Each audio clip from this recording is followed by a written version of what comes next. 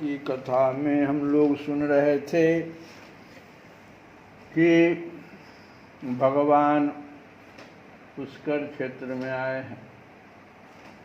उसका पहले नाम था समंतक पंचक क्षेत्र, समंत पंचक क्षेत्र। और क्योंकि सर्वग्रास सूर्य ग्रहण लगा था, जो कि प्रलय के समय लगता है। अब प्रलय होने वाली है। ये कथा स्पष्ट तौर में घोषणा कर रही है कि प्रलय की सूचना हो गई है, इसीलिए सभी लोग समंत पंचक क्षेत्र में पहुंचे।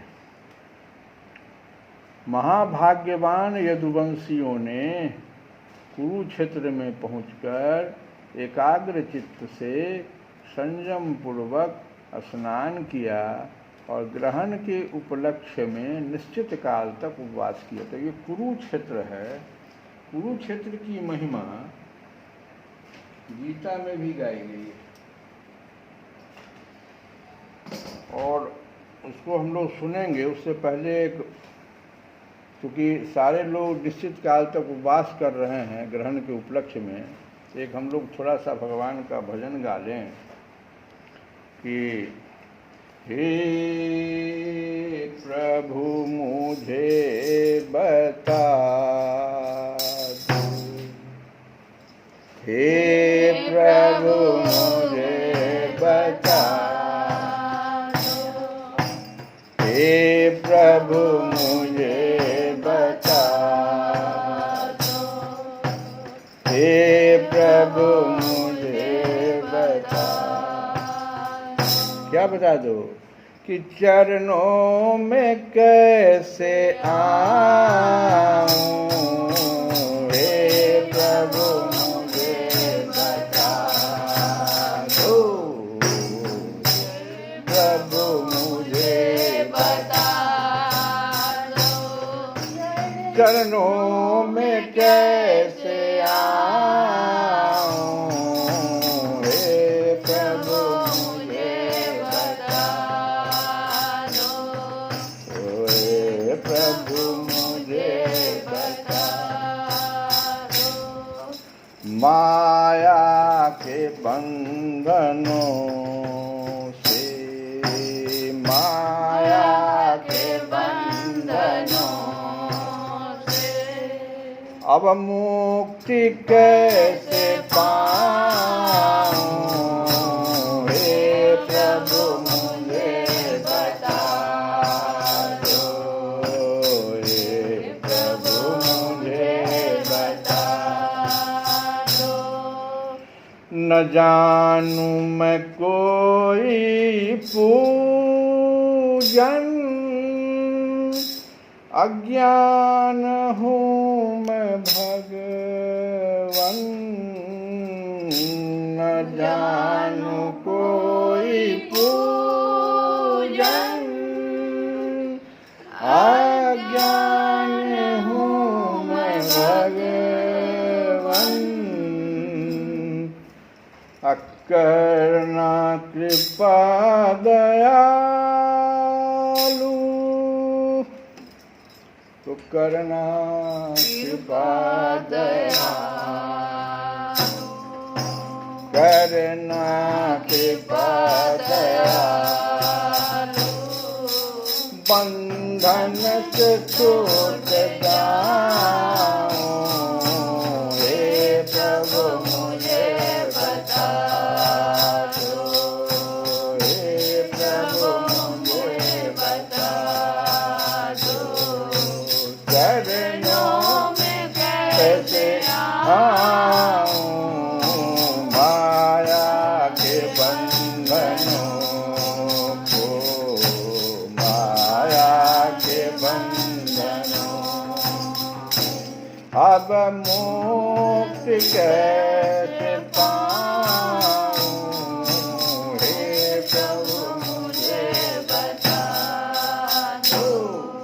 इस प्रकार से संयम पूर्वक सब लोग स्नान किया और ग्रहण के उपलक्ष्य में वहाँ पर भगवान का कीर्तन सब कर रहे थे। तो कुरुक्षेत्र में ये हो रहा है और गीता भी शुरू होती है धर्म क्षेत्रे कुरुक्षेत्रे समवेतायुत्सव है। क्योंकि हम लोग ग्रहण के समय स्नान करके हम लोग बैठे हुए हैं, तो गीता का कम से कम सुने कि धर्म क्षेत्रे कुरुक्षेत्र, यहीं से गीता शुरू हुई है।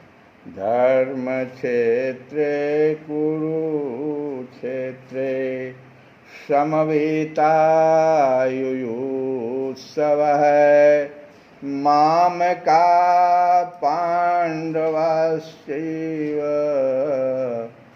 किम कुर्वत संजय। अर्थ बहुत सुंदर है। धर्म क्षेत्र और कुरुक्षेत्र दोनों पर यहाँ पर लगा, गीता शुरू ही हुआ इसी तरह से। तो धर्म क्षेत्र क्यों कहा गया और कुरुक्षेत्र क्यों कहा गया? और समवेता का मतलब होता है जो एकत्र हुए। कौन? युयुत्सवः, युद्ध करने की इच्छा से जो ये इकट्ठे हुए हैं। गलती क्या हो गई? तो कह रहा है ये माम का पांडवाश्चैव, जबकि राजा था दोनों का। वो कहता है मेरे वंश के लोग क्या कर रहे हैं, वो नहीं कह रहा है। यहीं से धृतराष्ट्र जो है ना, स्पष्ट धृतराष्ट्र जो है लग रहा है कि वह पक्षपात कर रहा है। कह रहा है कि मेरे पक्ष के लोग, मेरे पुत्र माम का, और पांडव के पुत्र। बता, यहीं से गलती हो रही है। और धर्म क्षेत्र इसको इसलिए कहा गया क्योंकि भगवान चूंकि युद्ध स्थल पर स्वयं उपस्थित है। तो भगवान जहाँ उपस्थित हो जाता तब वह कुरुक्षेत्र धर्म क्षेत्र में परिवर्तित हो गया, क्योंकि भगवान उपस्थित हैं। और यह लड़ाई कुरुक्षेत्र अर्थात पवित्र स्थल। कुरुक्षेत्र क्या है? तो अभी देख रहे हो, कुरुक्षेत्र में ही सब लोग स्नान करने के लिए आए हैं। पवित्र स्थल है, तीर्थ स्थल था। उस समय बहुत पहले से यह तीर्थ स्थल था, पवित्र स्थल था। और वहाँ पर धृतराष्ट्र अत्यंत भयभीत था। इस पवित्र स्थल पर वह युद्ध परिणाम न जाने क्या होगा, न जाने क्या होगा, क्योंकि पांडवों में सभी धर्मात्मा थे, यह बात वह जानता था। और यह धर्म क्षेत्र में खड़े हैं, कुरुक्षेत्र में खड़े हैं, वो लोग सब धर्मात्मा है, क्या होगा न जाने। पांडव था धृतराष्ट्र के पुत्र, दोनों एक ही वंश के थे। धृतराष्ट्र राजा था, लेकिन उसका प्रश्न उसकी मनोदशा को स्पष्ट कर रहा था। उसने जानबूझकर अपने पुत्रों को पांडव के पुत्रों से विलग कर दिया, वंश के उत्तराधिकार से हटा दिया। और यह न कहकर कि मेरे वंशज क्या कह रहे हैं, क्या कर रहे हैं, पूछा कि मेरे पुत्र तथा पांडवों के पुत्र क्या किया। इससे धृतराष्ट्र की मन स्थिति का पता चलता है। गीता यहीं से शुरू है। तो हम लोग आज गीता के उस कुरुक्षेत्र की परिभाषा को सुने और वहीं पर ये लोग पहुंचकर एकाग्रचित्त से संयम पूर्वक स्नान किया और ग्रहण के उपलक्ष्य में निश्चित काल तो उपवास किया। उन्होंने ब्राह्मणों को गोदान किया, ऐसी गऊओं को दान किया जिन्हें वस्त्रों की सुंदर सुंदर झूलें, पुष्पमालाएं एवं सोने की जंजीरें पहना दी गई थी। इसके बाद ग्रहण का मुक्त हो जाने पर परशुराम जी के बनाए हुए कुंडों में यदुवंशियों ने विधिपूर्वक स्नान किया और सतपात्र ब्राह्मणों को सुंदर सुंदर पकवानों का भोजन कराया।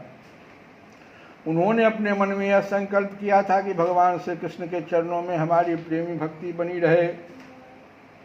भगवान श्री कृष्ण को ही अपना आदर्श और इष्टदेव मानने वाले यदुवंशियों ने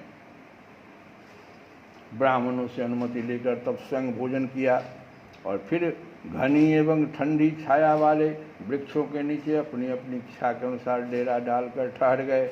परीक्षित विश्राम कर लेने के बाद यदुवंशियों ने अपने सुहृद और संबंधी राजाओं से मिलना भेंटना शुरू कर दिया। वहाँ मत्स्य, उसीनर, कौशल, विदर्भ, कुरु, सृंजय, कंबोज, कैकई, भद्र, कुंती, आनर्त, केरल एवं दूसरे अनेकों देशों के अपने पक्ष के तथा शत्रु पक्ष के सैकड़ों नरपति आए हुए थे। परीक्षित, इनके अतिरिक्त यदुवंशियों के परम हितैषी बंधु नंद आदि गोप तथा भगवान के दर्शन के लिए चिरकाल से उत्कंठित गोपियां